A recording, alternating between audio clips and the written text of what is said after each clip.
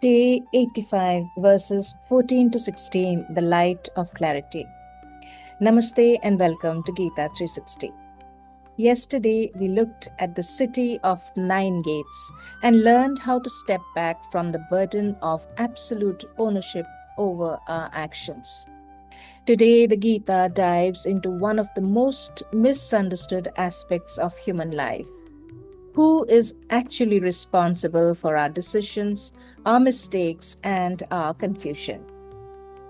The divine does not create actions, agency, or the connection between action and its results. All this is created by material nature or gunas. The Gita says that the Supreme Divinity or Lord is not responsible for our actions or our attachment to the results of those actions. All of this is because of our swabhava, or inherent nature and traits of matter and mind. This verse challenges a habit that many of us have. When things go wrong, we often look outside ourselves for the cause. We blame circumstances, other people, bad luck, or sometimes even God. The Gita shifts the focus back to the individual.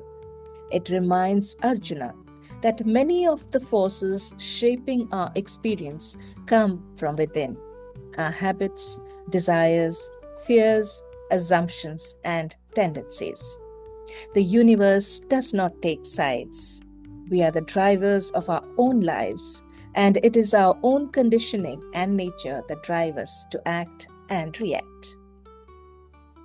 The Supreme neither accepts anyone's sin nor virtue. Living entities are deluded because their inner knowledge is covered by ignorance. The Gita continues by saying that the divine does not take responsibility for anyone's bad deeds, papam, or good deeds, sukritam. True wisdom and knowledge is present within everyone, but when it is enveloped and covered by ignorance or confusion, ajnana, we get bewildered and lose our way. The Gita does not say that knowledge is missing. It does not say that truth has been destroyed. Just like the sun is sometimes hidden behind dark clouds, our understanding can become clouded by fear, ego, attachment, anger, or habit. When this happens, we stop seeing clearly.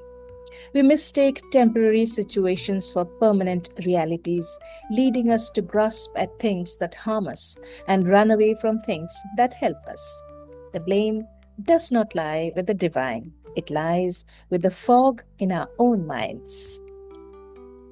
For those whose ignorance has been destroyed by knowledge, wisdom shines like the sun and reveals the supreme truth.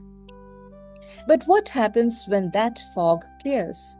The Gita explains that for those whose inner ignorance has been completely destroyed by true knowledge, that clarity reveals the ultimate reality, shining brightly like the sun at noon. When the sun rises, darkness does not need to be pushed away. It simply ceases to exist because it was never a thing in itself. It was simply the absence of light. In the same way, when genuine understanding arises, confusion begins to dissolve. One starts seeing life more clearly, not through a distorted lens. When things go wrong in our lives, our immediate instinct is to look for a scapegoat.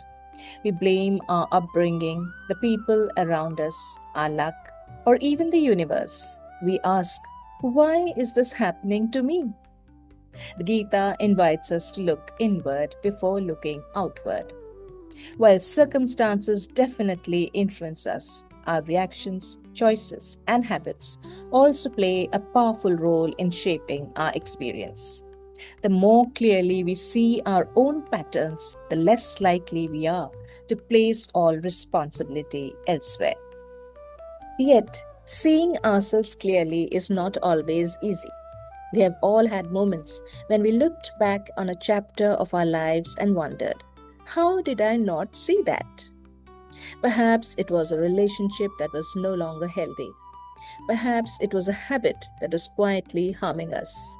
Perhaps it was a decision we kept postponing because we did not want to face the truth. Looking back, the signs often seem obvious. Yet, while we were living through those moments, we could not see them clearly because our wisdom was clouded by ignorance. The Gita invites us to approach life with humility instead of assuming that we already see everything clearly. Perhaps we can remain open to the possibility that there are still blind spots waiting to be illuminated. Thought of the day. Clarity often begins when we stop defending a comfortable illusion. Pause today and reflect. Is there something in my life that I have been reluctant to fully acknowledge? Thank you for joining me on Gita 360.